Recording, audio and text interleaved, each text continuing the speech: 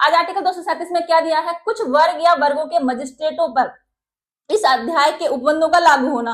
कौन से अध्याय के उपबंधों की बात हो रही है, वही जो हम पढ़ रहे थे आर्टिकल 233 से, जिला न्यायाधीश की नियुक्ति कैसे हो रही है, उनकी पद की शर्तें क्या हैं, ठीक है, बाकी के न्यायाधीशों की कैसे नियुक्ति है, उनकी पद की शर्तें वगैरह सब देखी थी हमने, ठीक है। वही सब उपबंध मजिस्ट्रेटों पर भी लागू होते हैं।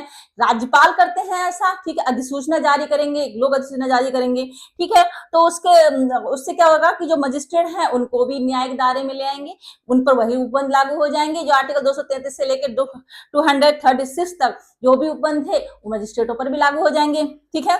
देखिए क्या है, कुछ वर्ग या वर्गों के मजिस्ट्रेटों पर इस अध्याय के उपबंधों का लागू होना, ठीक है।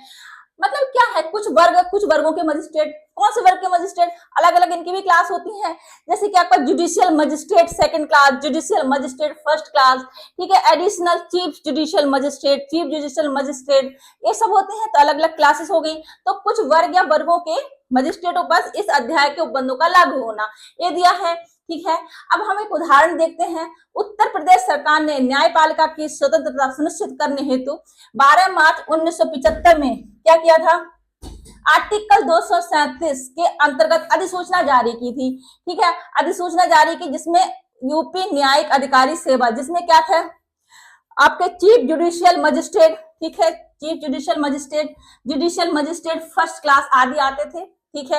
उन्हें आधिकारिक रूप से संविधान के आर्टिकल 233 से 236 के अंतर्गत आने वाली न्यायिक सेवा में शामिल किया, अधिसूचना जारी की, इनको भी उसमें शामिल कर दिया, ऐसी अधिसूचना जारी की थी, ठीक है, 12 मार्च 1975 को। इससे फायदा क्या हुआ, इससे फायदा ये हुआ कि जो चीफ जुडिशियल मजिस्ट्रेट थे, ठीक है, चीफ जुडिशियल मजिस्ट्रेट वगैरह हो गए, first judicial magistrate first class के हो गए, ये सभी किसके अंतर्गत आ गए, ये सभी न्यायपालिका के नियंत्रण के अंतर्गत आ गए, ठीक है। जैसे कि उपबंध उन पर वही लागू हो गए 233 से लेके 236 तक जो आर्टिकल हमने पढ़े थे, जो जिला न्यायाधीश वगैरह पे लागू हो रहे थे, वही उपबंध मजिस्ट्रेटों पर लागू गए, ये सब भी उसी के अंतर्गत आ गए, ठीक है, इन पे वही सेम नियम कानून लागू होंगे।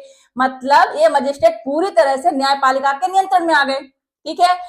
इनकी नियुक्ति, पदोन्नति, स्थानांतरण, ठीक है, प्रमोशन, नियुक्ति, ट्रांसफर, ये सभी अब उच्च न्यायालय की देखरेख में होगा, ठीक है। मतलब न्यायपालिका के दायरे में ले आए इनको, ठीक है, अधिसूचना जारी करके। इसका ये मतलब हुआ।